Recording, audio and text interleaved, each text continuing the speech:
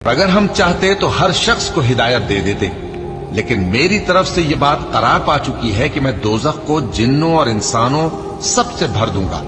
सो अब आग के मजे चखो, इसलिए कि तुमने इस दिन के आने को भुला रखा था। आज हमने भी तुम्हें भुला दिया है, और जो काम तुम करते थे उनकी सजा में हमेशा के अजाब के मजे चखते रहो। हमारी आयतों पर तो वही लोग ईमान लाते हैं कि जब उनको इनके जरिए नसीहत की जाती है तो सजदे में गिर पड़ते और अपने परवरदिगार की तारीफ के साथ तस्बीह करते हैं और गुरूर नहीं करते। उनके पहलू बिछौनों से अलग रहते हैं, इस हाल में कि वो अपने परवरदिगार को खौफ और उम्मीद से पुकारते और जो कुछ हमने उनको दिया है उसमें से खर्च करते हैं। सो कोई शख्स नहीं जानता कि उनके लिए कैसी आंखों की ठंडक छुपाकर रखी गई है। ये उन अमाल का सिला है जो वो करते थे। भला जो मोमिन हो वो उस शख्स की तरह हो सकता है जो नाफरमान हो? दोनों बराबर नहीं हो सकते।